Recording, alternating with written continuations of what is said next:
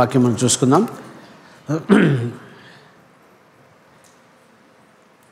Matthew chapter 16 verse 21, మత్తయి సువార్త 16వ అధ్యాయము 21వ వచనం. Matthew chapter 16 verse 21.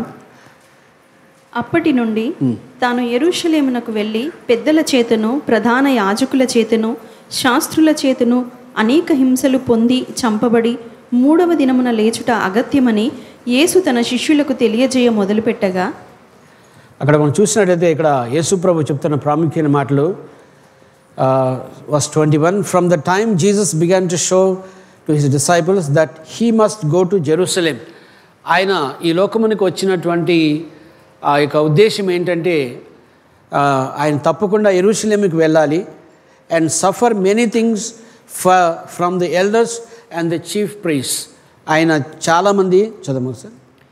అప్పటి నుండి తాను యెరూషలేమునకు వెళ్ళి పెద్దల చేతను ప్రధాన యాజకుల చేతను శాస్త్రుల చేతను అనేక హింసలు పొంది చంపబడి 3వ దినమున లేచుట ఆయన చంపబడి 3వ దినము తిరిగి లేస్తానని చెప్పి ఆయన చెప్పాడు. ఓన్లీ వన్ థింగ్, ఒక విషయం మనల్ని ఎప్పుడు కూడా నిలబెట్టి ఉంచేది, మనల్ని పడిపోకుండా మనల్ని ఎప్పుడు కూడా నిలబెట్టి ఉంచేది ఏంటంటే ఒకే ఒకటి మాట ఏంటంటే పునరుత్థాన దినం. ఆయన పునరుత్థానుడు అవ్వకపోతే ఆయన కూడా అందరి వేరే వాళ్ళలాగా ఆయన కూడా చనిపోయి ఉన్నట్లయితే, ఆయన తిరిగి లేవకుండా ఉన్నట్లయితే మనకేమాత్రం నిరీక్షణ లేదు. అసలు మనకు నిరీక్షణ ఉన్నది. యేసు ప్రభు 3వ దినమున లేచినట్లుగా మనకు నిరీక్షణ ఉన్నది. కాబట్టి ఆయన లేచాడు కాబట్టి ఆయన నమ్ముకున్న ప్రతి ఒక్కరం కూడా తిరిగి లేస్తామని చెప్పి దేవుని వాక్యం తెలియజేస్తుంది. అందుకని మనకి ఆయన చెప్తున్నాడు మాథ్యూ చాప్టర్ 16 వర్స్ 21లో. దెన్ చదమ్మా. అప్పటి నుండి తాను యెరూషలేమునకు వెళ్ళి పెద్దల చేతను ప్రధాన యాజకుల చేతను శాస్త్రుల చేతను అనేక హింసలు పొంది చంపబడి 3వ దినమున లేచుట అగత్యమని, ఆయన 3వ దినం తిరిగి లేస్తానని చెప్తున్నాడు. ఆయన ప్రాముఖ్యంగా యేసు ప్రభు యొక్క మాట ఏంటంటే ఆయన తప్పకుండా 3వ దినమున లేస్తానని చెప్పి ఆయన పునరుత్థానుడు అవుతానని చెప్పి, కాబట్టి మరొకసారి ఆయన పునరుత్థానుడు అయ్యారు కాబట్టి మనము కూడా తిరిగి పునరుత్థానుడు అవ్వడానికి అవకాశం ఉంది. మనందరం కూడా యేసు ప్రభు యందు నమ్మికుంచిన ప్రతి ఒక్కరము కూడా, చనిపోయిన ప్రతి ఒక్కరము కూడా తిరిగి మనం 3వ దినమున లేస్తామని చెప్పి మరి దేవుని సన్నిధిలో ఒప్పుకోవడానికి మనకి ఒక ఆరాధన, ఒక నిరీక్షణ మనకుంది. ఎందుకంటే ఆయన లేచాడు కాబట్టి ఆయన నమ్ముకున్న మనం లేస్తామని చెప్పి నమ్మకం, విశ్వాసంతో ఉంది. అందుకే మనం చనిపోయిన మనం చెప్తే ఏంటంటే మనము తప్పకుండా తిరిగి లేస్తాం, ఒకరోజు తప్పకుండా లేస్తాము, దేవునితో పాటు మనందరం లేస్తామని చెప్పి దేవుని వాక్యం తెలియజేస్తుంది. అదేవిధంగా Matthew chapter 17 verse 9. Matthew 17 verse 9. వారు కొండ దిగి వచ్చుచుండగా మనుష్య కుమారుడు మృతులలో నుండి లేచి వరకు ఈ దర్శనము మీరు ఎవరితోనూ చెప్పకుడని యేసు వారికి ఆజ్ఞాపించెను. అయితే వాళ్ళ శిష్యులు వాళ్ళు పైకి వెళ్ళిన తర్వాత when they have gone to the highest mountain, కొండ శిఖరమునికి వెళ్ళిన తర్వాత తిరిగి వచ్చేటప్పుడు ప్రభు చెప్తున్నాడు వాళ్ళకి ఏంటంటే మీరు ఈ మాట ఎవరికి చెప్పొద్దు అని అంటున్నాడు. ఎందుకు చెప్పొద్దు అంటున్నాడు అంటే వాళ్ళు అర్థం చేసుకోవడానికి వాళ్ళకి సమయం పడుతుంది కాబట్టి దేవుడు చెప్తున్నాడు మీరు వద్దు, మీకు ఇప్పుడే చెప్పొద్దు, తర్వాత మీరు మరి ఆయన ఏం చెప్పాడని చదవము నెక్స్ట్. వారు కొండ దిగి వచ్చుచుండగా మనుష్య కుమారుడు మృతులలో నుండి లేచి వరకు ఈ దర్శనం మనుష్య కుమారుడు మృతుల్లో నుండి లేచి వరకు కూడా మీరు ఈ విషయం మీరు చెప్పొద్దు అని అంటున్నాడు. ఎందుకంటే వాళ్ళకి అర్థం కాదు కాబట్టి మీరు ఆ విధంగా చెప్పొద్దు. మనుష్య కుమారుడు లేచిన తర్వాత మీరు చెప్తే వాళ్ళకి అర్థమవుతుందంట. ఎందుకంటే ఆయనకు ఒక రిజరక్షన్ అవ్వకపోతే, ఆయన పునరుత్థానుడు అవ్వకపోతే మిగతా ఎవరికి కూడా నిరీక్షణ లేదు కాబట్టి ఆయన కూడా మిగతా వాళ్ళకి చనిపోయాడు అనుకుంటారు. కానీ ఆయన 3వ దినం లేచిన తర్వాత అప్పుడు వారికి చెప్తే అప్పుడు వాళ్ళకి అర్థం చేసుకుంటారు వాళ్ళు. ఎందుకంటే ఆయన పునరుత్థానుడు అయ్యాడు కాబట్టి మనకు కూడా అవకాశం ఉందని చెప్పి వాళ్ళు చెప్పడానికి అవకాశం ఉందన్నమాట. అందుకని the resurrection power is the cardinal hope. అంటే మన జీవితంలో మనకు నిరీక్షణలో మనము ఈ లోకంలో మనం జీవిస్తున్నాడు ఎంతకాలం బ్రతకొచ్చు మనం, కానీ ఆ తర్వాత చనిపోయిన తర్వాత తిరిగి మనం లేస్తామనేటువంటి నిరీక్షణ మనకు ఏదైతే ఉందో అది చాలా మనకు సంతోషాన్ని, సమాధానమును, నెమ్మదిని కలుగు చేస్తుందండి. ఎందుకంటే మనము తిరిగి లేవబోతున్నామని. కాబట్టి resurrection is the cardinal hope of a believer. ఒక విశ్వాస జీవితంలో ఒక ప్రాముఖ్యంగా ఆయనకున్నటువంటి ప్రాముఖ్య విషయం ఏంటంటే because all the hopes are, అంటే ఈ లోకంలో ఎన్నో నిరీక్షణ ఉండొచ్చు కానీ అన్నిటికంటే తిరిగి లేచేటువంటి ఆ నిరీక్షణ అనేది కేవలం యేసు ప్రభు ద్వారా మాత్రమే మనకు సాధ్యమవుతుంది. కాబట్టి ఆయన ద్వారా మాత్రం మనకి నమ్మకం ఉంది. కాబట్టి ఆయన్ని మాత్రం మనము నమ్మిక ఉంచుతున్నాం. So many people came and died. చాలామంది వచ్చారు, మరణించారు. And their memories are gone. వాళ్ళు అనుకున్నవన్నీ కూడా వెళ్ళిపోయినాయి. But only one thing that is remaining today. ఈరోజు కూడా మనకి మరి పునరుత్థానంగా ఈరోజు మనకు కనబడేది ఏంటంటే దేవుని యొక్క పునరుత్థానం మనకు కనబడుతుంది. కాబట్టి మనము దేవుళ్ళలో మనం తప్పకుండా మనం తిరిగి లేస్తామనేటువంటి నమ్మకం మనకుందని దేవుని వాక్యము తెలియజేస్తుందండి. అదేవిధంగా మాథ్యూ చాప్టర్ 17 verse 22 and 23. వారు గలిలయలో సంచరించుచుండగా యేసు, మనుష్య కుమారుడు మనుషుల చేతికి అప్పగింపబడబోచున్నాడు, వారు ఆయనను చంపుదురు, 3వ దినమున ఆయన లేచునని వారితో చెప్పగా వారు బహుగా దుఃఖపడిరి. అంటే వాళ్ళందరూ కూడా దుఃఖపడ్డారు. ఎందుకంటే వాళ్ళు శరీరంలో ఉన్నారు కాబట్టి వాళ్ళు అనుకున్నారు, అదే యేసుప్రభు చనిపోతే ఎలా, మన పరిస్థితి ఏంటి, మనం ఎలా జీవిస్తాము అనేటువంటి నమ్మకం వాళ్ళకి, విశ్వాసం లేదు. అంటే వాళ్ళు తిరిగి లేస్తారనే నమ్మకం వాళ్ళకి లేదు. కాబట్టి వాళ్ళు అనుకుంటున్నారు, అందరూ బాధపడుతున్నారు. ఎందుకు యేసుప్రభు నమ్ముతున్నారంటే మీరు చూడండి ఒకసారి మాథ్యూ చాప్టర్ 14లో చూస్తే, జాన్ చాప్టర్ 14లో చూస్తే ఒకసారి మీరు చూడండి. యోహాను సువార్త 14వ అధ్యాయం చూస్తే ఒకసారి, యోహాను సువార్త 14వ అధ్యాయము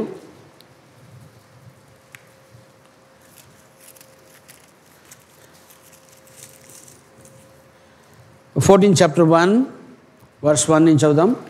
మీ హృదయమును కలవరపడనీయకుడి, మీ హృదయమును కలవరపడనీకుడి, దేవుని యందు విశ్వాసముంచుడి, దేవుని యందు విశ్వాసముంచుడి, నా యందును విశ్వాసముంచుడి. అందుకే ఆయన ఏమంటున్నాడంటే మీరు దేవుని యందు విశ్వాసం ఉంచాలి, మీరు దేవుని యందు మనం విశ్వాసం ఉంచాలి. Let not your hearts B troubled, you believed in God and also believe in మీ.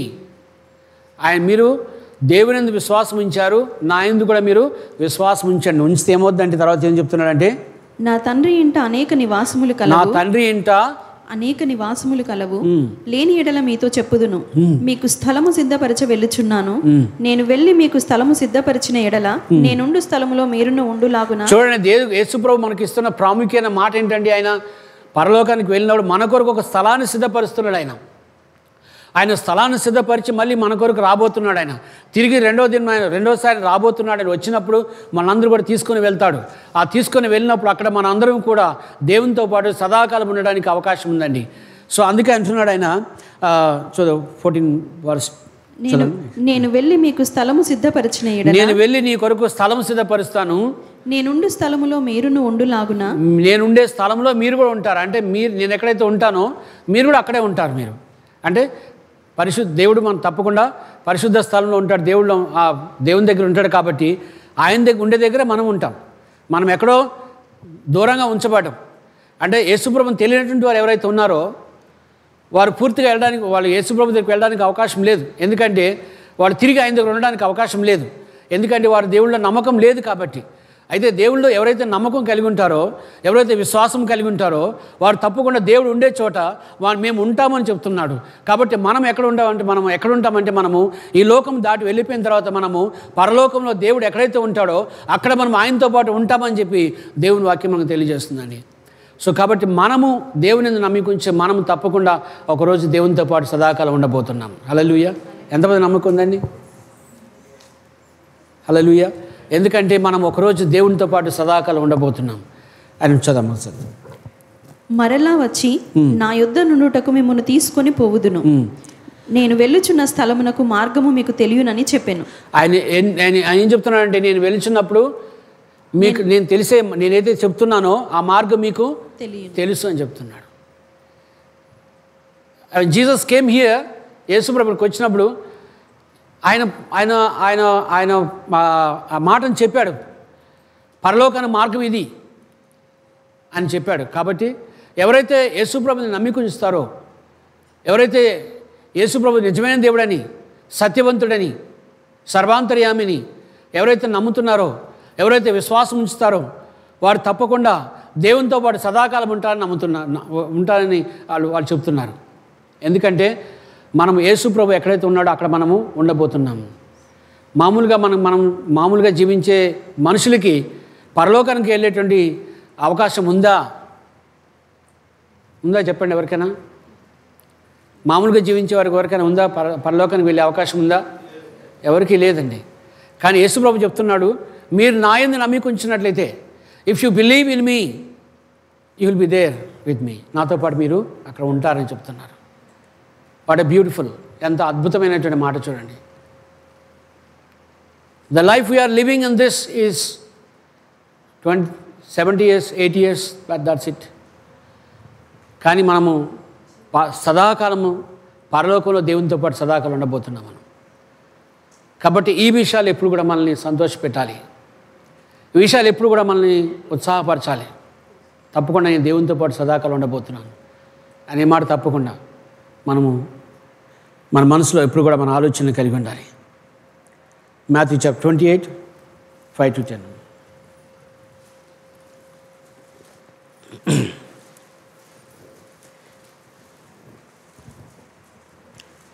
దూత ఆ స్త్రీలను చూచి, మీరు భయపడకుడి, సిలువ వేయబడిన యేసును మీరు వెతుకుచున్నారని నాకు చూడండి. మీరు సిలువ వేయబడినటువంటి యేసుని మీరు వెతుకుచున్నారు అనుకుని మీరు ఏమంటున్నారంటే, అందరిలాగా చనిపోయాడు యేసు ప్రభు కూడా.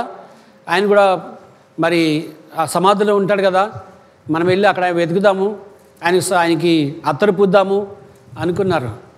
So that is there thinking, వారి ఆలోచన అది. కానీ మనం అక్కడ చూసినట్టయితే అక్కడ యేసుక్రీస్తు ప్రభు అక్కడ లేడని చెప్తున్నాడు. ఆయన ఈ సమాధి దాటి వెళ్ళిపోయాడు ఆయన. అందుకే మరొక్కటి మనల్ని ఎప్పుడు కూడా సంతోషపరిచేది, ఎప్పుడు కూడా మనము ఆ సమాధి దాటి మనం వెళ్ళగలుగుతాము. ఒకరోజు మనం తప్పకుండా మనం వెళ్తామని చెప్పి నమ్మకం, విశ్వాసం మనకు ఉంటుందండి. So when you believe and act upon it, our faith, మన విశ్వాసం ఎప్పుడు కూడా మనం నిరాశపరచదు, ఎప్పుడు కూడా మనల్ని ఎప్పుడు కూడా ప్రోత్సహిస్తూ ఉంటుందండి. అందుకే అంటున్నాడు. మనం ఇప్పుడు చదవాలి నెక్స్ట్.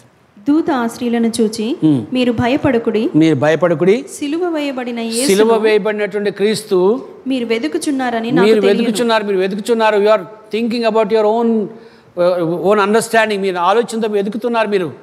కానీ ఆయన ఏమంటున్నాడంటే, అక్కడ ఆయన లేడు, ఆయన ఇక్కడ లేడు. తాను చెప్పినట్టే ఆయన చెప్పినట్టుగానే మొదటిగానే చెప్పాడు. ఎప్పుడు ఏం చెప్పారంటే, మీరు తప్పకుండా నాతో పాటు మీరు ఉంటారని చెప్పాడు.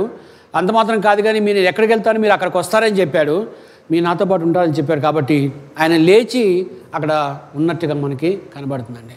ఈ భూమి మీద ఉన్నటువంటి సమస్తమైనటువంటి ఏ యొక్క విశ్వాసం మనకున్నా సరే, ఈ భూమిలో చాలా మతాలు, మార్గాలు, చాలా విషయాలు మనకున్నాయి. కానీ ఏ మతం కానీ ఏ విషయం కూడా మనకి తెలియచెప్పదు. ఏంటంటే, ఒకరోజు నాతో పాటు మీరు ఉంటారని ఏది చెప్పదండి. కేవలము యేసుక్రీస్తు ప్రభు మాత్రమే మనకు చెప్తాడండి. అందుకే దేవుని బిడ్డలు ఎప్పుడు కూడా వాళ్ళకెప్పుడు ఆ చావు గురించి వాళ్ళకి ఏమాత్రం కూడా భయం లేదు వాళ్ళకి. When you die here you will be there in heaven, పరలోకంలో ఉంటావు. కాబట్టి అందుకే అంటున్నాడు, ఆ రోజు ఆయన సమాధి చేయబడినప్పుడు వీళ్ళంతా ఏమనుకున్నారంటే, ఆయన చనిపోయాడు, అందరితో చనిపోయాడు ఆయన. మిగతా వాళ్ళకి ఆయన కూడా భూమి మీదకి వచ్చాడు, మంచి మాటలు చెప్పాడు, కొంచెం స్వస్థలు జరిగించాడు. ఈ రోజులో స్వస్థలు జరిగించే వాళ్ళు చాలామంది ఉన్నారు. కానీ అవి కాదు మనకు కావాల్సింది. Resurrection power, reunion. You have to reunion your self. మరొకసారి నేను చెప్తున్నాను, while you are worshipping the lord, దేవుని మనం ఆరాధిస్తున్నప్పుడు దేవుడు నాకు మంచి మాట ఇచ్చాడు, రీయూనియన్. మీరు మరొకసారి ఏం చెప్పము, అనుసంధానం చేయబడండి. మీరు అనుసంధానం చేయబడండి. ఎక్కడెక్కడైనా సరే మనం ఒకవేళ కనుక సరిగ్గా లేకపోతే మనం మరొకసారి దేవునికి అప్పగించుకుందాం. ఎక్కడైనా సరే సరిగ్గా లేకపోతే దేవునికి అప్పగించుకుందాం. Jesus is the true power. యేసు నిజమైనటువంటి శక్తి గలవాడుగా ఉంటున్నాడు. కాబట్టి ఇక్కడ ఏ మతమైనా సరే, మనం ఏ కులమైనా సరే, మనం ఏదైనా కావచ్చండి, Jesus is the only way. ఆయన మాత్రమే మార్గం అని చెప్తుంది. ఆయన మాత్రమే మార్గం చెప్తుంది. కాబట్టి మరొకసారి మనం దేవునికి అప్పగించుకుందాం. ఆయన అంటున్నాడు, నేను ఎక్కడికి వెళ్తానో మీరు అక్కడికి వస్తారంటున్నాడు. దిస్ వాట్ అంటే మనకి ఇచ్చినటువంటి గొప్ప నిరీక్షణ ఏంటంటే, నేను ఎక్కడ ఉంటాను మీరు అక్కడ ఉంటానంటున్నాడు. God will be there with the heaven. పరలోకంలో ఉంటాడు ఆయన. తప్పకుండా ఆయన ఎక్కడున్నాడో అక్కడే మనం కూడా ఉంటాం. కాబట్టి మనము ఈ భూమి మీద జీవించే జీవితం కాదండి. ఈ భూమి మీద జీవించే జీవితం కొద్ది కాలం. అనేకమైన శ్రమలు, ఇబ్బందికర పరిస్థితులు ఎన్నో ఉంటాయి. యేసుప్రభు కూడా ఇక్కడ ఉన్నప్పుడు ఎన్నో శ్రమలు అనుభవించాడు, ఎన్నో ఇబ్బందులు పడ్డాడు ఆయన. అసలు మనుషుల దగ్గరికి ఎందుకు వచ్చాడని చాలా బాధ అనిపిస్తుంది నాకైతే. నాకు అనిపిస్తుంది really he went through so many things. అసలు ఏ పాపం చేయకుండా ఎన్నో శ్రమలు అనుభవించాడు ఆయన. ఆయన కొడుతున్నప్పుడు వాళ్ళకి ఏమాత్రం జాలి లేదు, దయ లేదు అసలు. ఈయన కొడుతున్నాము, ఎందుకు ఈయన ఏం తప్పు చేశాడు అని ఒక్క విషయం కూడా ఎవరు కూడా ఆలోచన రాలేదు. మనుష్య హృదయాలు అంత కఠినంగా ఉన్నాయి వాళ్ళ హృదయాలు. కానీ ఆయన ఎందుకొరకు వచ్చాడు? మన కొరకు భూమి మీదకి వచ్చాడండి. ఆయన కొరకు భూమి మీదకి రాలేదండి, మన కొరకు వచ్చాడండి.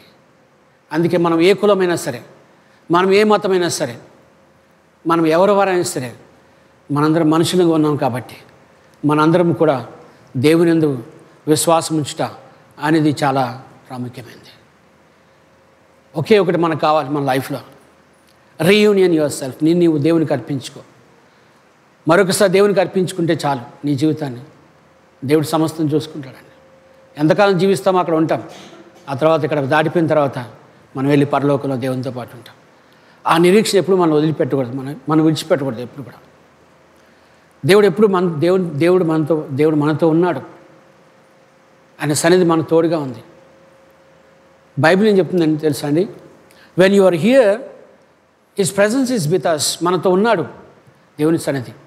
We are not seeing him, but he's there with us. మనతో ఉన్నాడు ఆయన, నడిపిస్తున్నాడు ఆయన, పరలోకం తీసుకెళ్తాడు ఆయన. కాబట్టి మనకు దేవుడిచ్చే ఏంటంటే ఆయన మనల్ని వదిలిపెట్టట్లేదు, ఎక్కడ వదిలిపెట్టట్లేదు. ఏ పరిస్థితి దేవుడు మనల్ని వదిలిపెట్టట్లేదు. దేవుడు మనకు తోడుగా ఉన్నాడు. ఆత్మతో కదులుతున్నాడు మనతో పాటు. ఇక్కడ భూమి మీద ఉన్నప్పుడు ఆత్మతో కదులుతున్నాడు మనతో పాటు. ఇది అయిపోయిన తర్వాత మనం పరలోకానికి వెళ్ళినప్పుడు అక్కడ మనతో పాటు దేవుడు సదాకాలం మన ఆయనతో పాటు ఉంచుకుంటాడు. కాబట్టి మరొకసారి మనం జ్ఞాపకం చేసుకుందాం. ఆయనకు భూమి మీద ఉన్నప్పుడు, వెన్ జీసస్ ఇన్ గలిలీలో ఉన్నప్పుడు, మనందరికీ తెలుసు కదా, గలిలీలో ఎక్కువ ఆయన అద్భుతాలు చేసింది గలిలయ సముద్రంలో చేసింది, గలిలయ ఏరియాలో చేశాడు ఎక్కువ. There are 33 miracles that Jesus did and 25 miracles he performed in గలిలయ చేశాడు ఆయన. ఎందుకంటే ఆ ప్రదేశం ఉన్నవారికి తప్పకుండా దేవుని అద్భుతాలు కావాలి, వాళ్ళు చూస్తున్నారు కాబట్టి దేవుడు అటువంటి కార్యం జరిగించాడు మన కొరకు. మరొకసారి మనం దేవునికి అర్పించుకుందాం.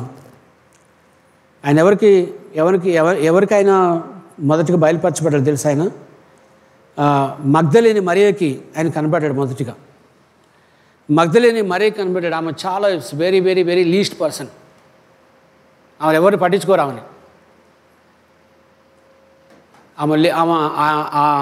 ఆమెకి బయలుపరచబడ్డాడు ఆయన మొదటిగా.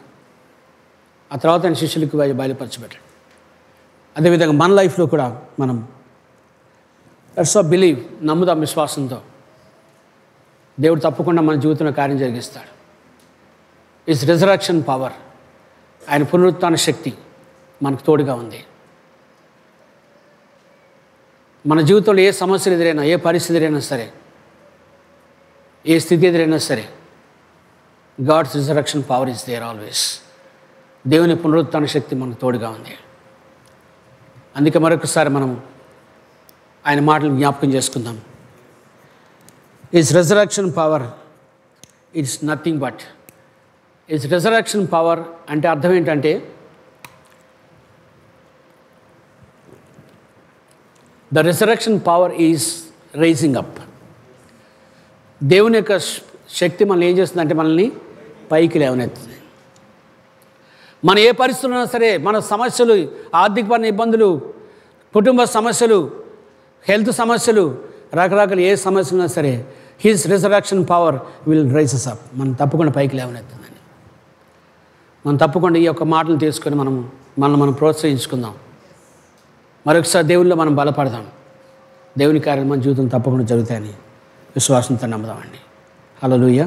అందుకే మరొకసారి ఈ దినము దేవుడు మనతో మాట్లాడుతున్న ప్రాముఖ్యమైన మాట ఈజ్ రిజరక్షన్ పవర్. మరొకసారి మనం దేవుని సన్నిధిలో ప్రార్థన చేసుకుందాం. మరొకసారి మనం రీయూనియన్ చేసుకుందాం దేవునికి. ఎక్కడైనా సరే మనకు తెలియకుండా ఎక్కడైనా తప్పులు చేస్తుంటే, పొరపాట్లు చేస్తుంటే ఈ రిజరక్షన్ పవర్లో మరొకసారి మన పైకి లేవనెత్తున్నటువంటి ఈ యొక్క దేవుని యొక్క శక్తిలో మన పైకి లేవనెత్తుకుందాం. ఏమైనా మనలో పొరపాట్లు ఉంటే దయతో మనం దేవుని సన్నిధిలో ప్రార్థించుకొని లెట్స్ ఆల్ రీయూనియన్ తిరిగి దేవునికి అర్పించుకుందాం. దేవుడు తప్పకుండా మనకి సహాయం చేస్తాడని నమ్మకంతో, విశ్వాసంతో ముందుకెళ్తే దేవుడు తప్పకుండా మన కార్యం జరిగిస్తారని నమ్ముదాం. లేచిన పడదాం అందరం కలిసి.